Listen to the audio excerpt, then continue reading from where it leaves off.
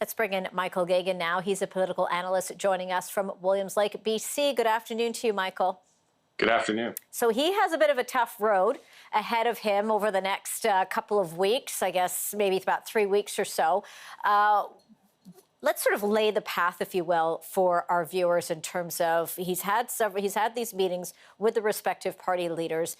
He's met with some of the premiers, and now, of course, he'll be voting in, or actually, I should say, announcing his cabinet next week. Yeah, exactly. Now, the interesting thing is he spent twice as much time with NDP leader Singh as he did Conservative leader Scheer. So that's an indication, and certainly Singh was a lot more positive coming out of that meeting than going into it. Right. So that's an indication that the Liberals be looking at pharmacare, dental care, some of the key platform issues that the NDP had. And on the other hand, however, he's got the issue of Western alienation to deal with, particularly Alberta.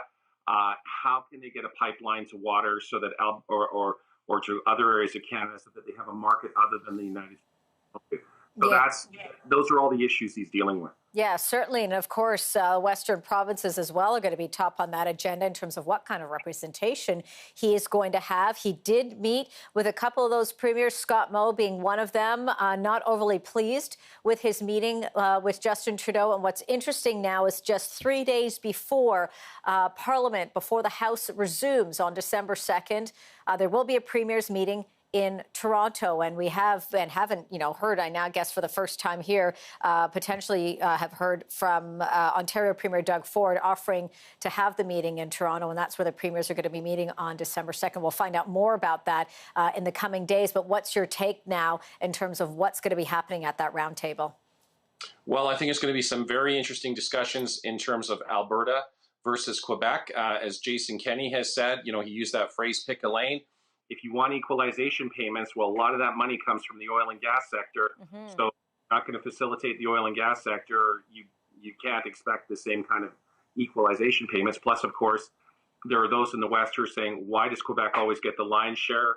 And that needs to be revisited as well. So I mean, there's a lot of pressure in terms of the seams of our nation.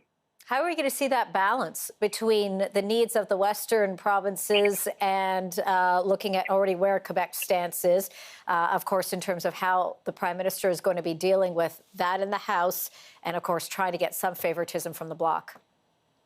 Well, I think Energy East is going to be the Energy East pipeline is probably still dead with a Liberal government and Quebec's very strong opposition. So in terms of the Trans Mountain pipeline and getting that, as I've said earlier, I think the Liberals need to do a deal at least on that issue with Conservatives. And then at the same time, with the NDP looking at giving them one or two of their major policy planks. And then that way he can still stay in power as a minority government. So he's going to need to do a little bit of back and forth dancing. Mm-hmm.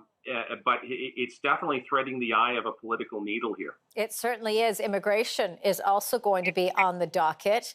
Wasn't a hot button issue during the election, but certainly is on the minds of the provinces. Well, we've got a problem here in Canada, in that there's starting to be more of a backlash against immigration. But the fact is immigration is a very positive thing for our economy. Mm-hmm. But the problem is that wages have not kept pace with the real inflation rate over the last couple of decades. And so for those people who are struggling to make ends meet, and that's more and more Canadians, there's starting to be, that anti-immigration sentiment built up. So they have to be careful that they keep the flow of immigration happening, but don't step on the gas so hard that they get a backlash and we start to see the kind of politics in Canada that we've seen south of the border.